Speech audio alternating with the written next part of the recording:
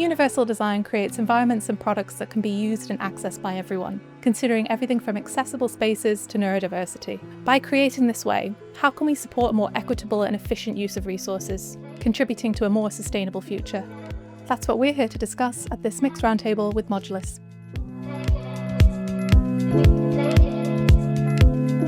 By definition, if you're following universal design and the universal design process, you're going to be creating better spaces. We like to say it's about creating the best possible experience for the most amount of people. So you're always considering what you design, what you do, how you deliver it through the lens of a human experience and making sure that it really works for the most amount of people. First and foremost, I guess it's about bringing kind of interesting people into the building as well, opens up for diversity. I think if you're considering how you design a space and you think about the different types of people that are going to be using that type of building, and you do that really well at the beginning of like the briefing stage, I think it can open up the space to lots of different types of people, which I think in itself brings richness to a space.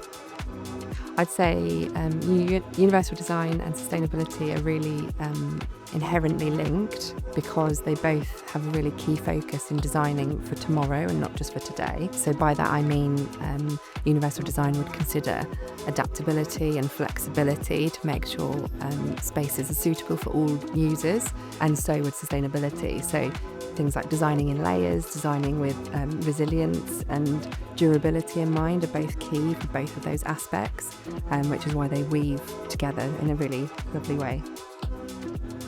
We try to see things through scale. So on the small scale, are the buttons working well? Is it intuitive? Can I get through the space? Moving up a notch, is it a fantastic setting? Do I feel comfortable? Do I feel psychologically safe? Up another notch to, is the lighting good? Is it less stressful lighting? Can I really settle into it? Up another layer into the overall workplace. Is there enough space for everyone? Is it desirable? Are there landscaped moments? Have they considered acoustics?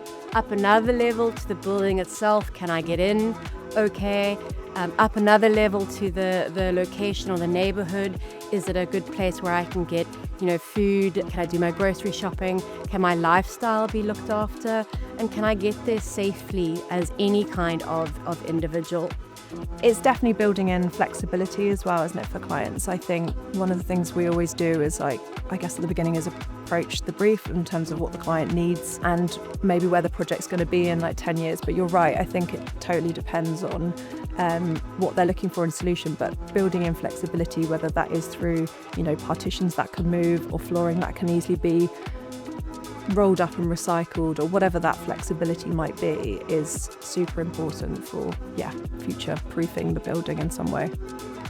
I think adopting a universal design approach helps us create much more successful spaces because you're considering all potential occupants and not just basing it on a typical person or user of a space. And in doing so, it means that a space is far more likely to thrive in the longer term because it's almost as if it's anticipating what could be in the future. I think when you look at universal design, it's the whole package.